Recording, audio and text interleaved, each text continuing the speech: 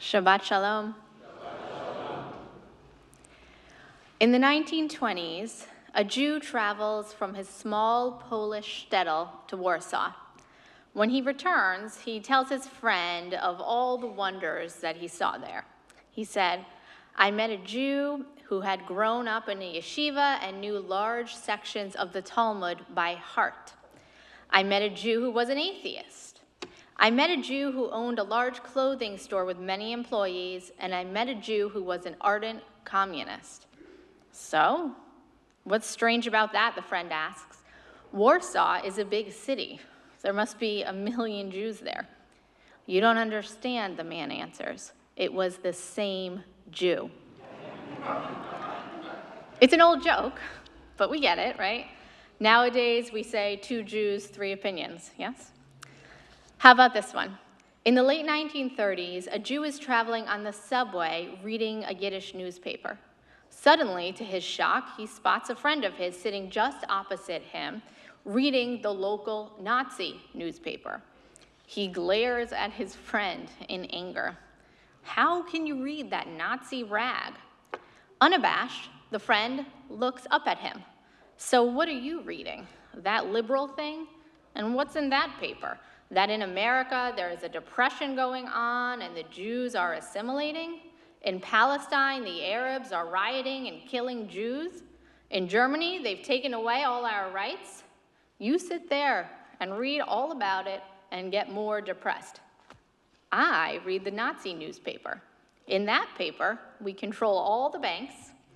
We control all the governments. It's a much better story." So the joke goes. Okay, one more. In 1939, a Viennese Jew enters a travel agent's office and says, "I want to buy a steamship ticket." "Where to?" the clerk asks. "Let me look at your globe, please." The Jew starts examining the globe. Every time he suggests a country, the clerk raises an objection. "This one requires a visa. This one is not admitting any more Jews. The waiting list to get into that one is 10 years. Finally, the Jew looks up and asks, "Pardon me, do you have another globe?" These are old jokes. The last 2 were about anti-Semitism, right? They fall under a category we like to call forbidden humor, jokes about things that are actually quite serious. I think you can interpret all of these jokes in 2 ways. Option 1, these jokes are serious and sobering. Wow, these jokes about unacceptable past realities feel alarmingly timely.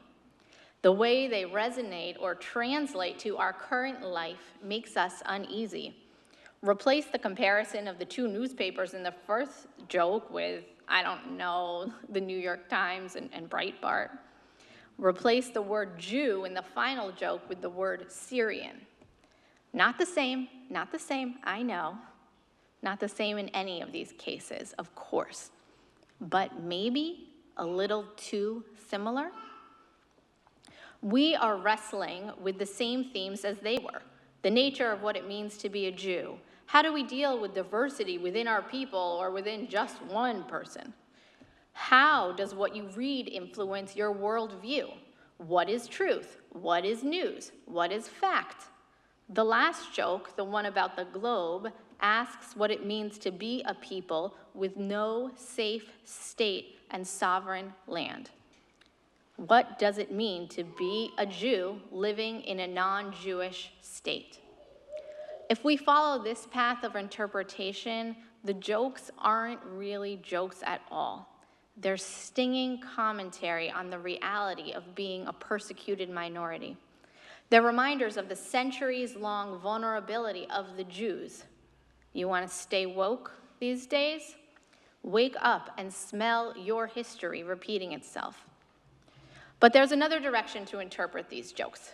Jews joke about almost everything. It's been one of our greatest emotional coping mechanisms over time. We have to joke about almost everything. We need to, and plus, we're kind of good at it.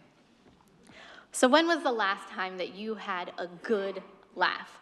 like an uncontrollable, almost laughing so hard that you're crying laugh. I've had some good ones lately, laughing and just letting loose with my kids or my family. Being silly, forgetting about seriousness for a minute. Can you remember the last time you really let it all out?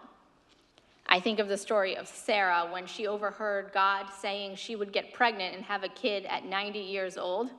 She laughed. She laughed so hard she named her kid Laughter.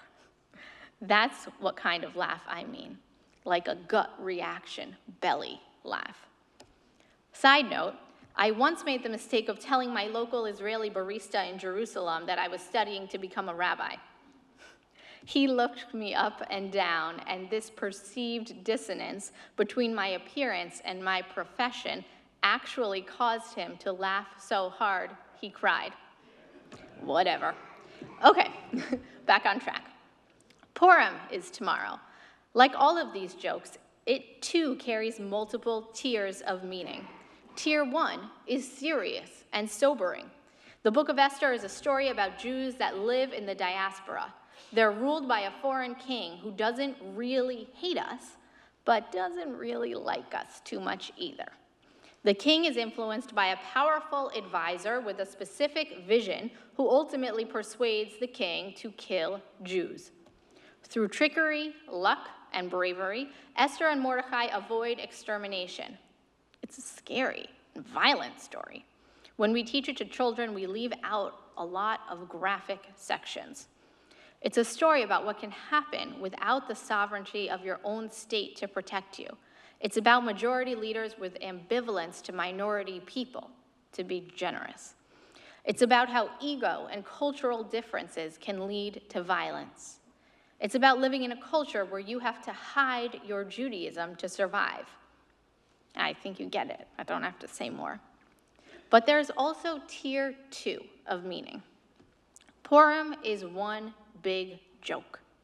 It's a ridiculous farce so over the top that not one historical iota of it could be factually true. It's a silly story of poor Jews becoming Persian royalty. It's a fantasy written by people with no power about having supreme power. And that is the spirit in which we celebrate. It's ridiculous, and it's meant to be that way. We dress up in costume, we make loud noises, we're supposed to be silly and raucous and even bawdy. We're commanded to get so drunk that we can't even tell the difference between Mordecai and Haman. Purim is like the inverse of Yom Kippur. Don't spend tomorrow night looking inward, contemplating, and reflecting. Don't atone tomorrow night. Spend Purim emoting, singing, clapping, and laughing. The Talmud has mixed perspectives about laughter. Talk about 2 Jews, 3 opinions. The Talmud is more like hundreds of rabbis, millions of opinions. But in one section, it teaches that God itself dedicates specific time each day to laughter and to joy. May we follow that divine example and spend tomorrow night letting go, being silly, and embracing the profound gift of laughter. Shabbat Shalom.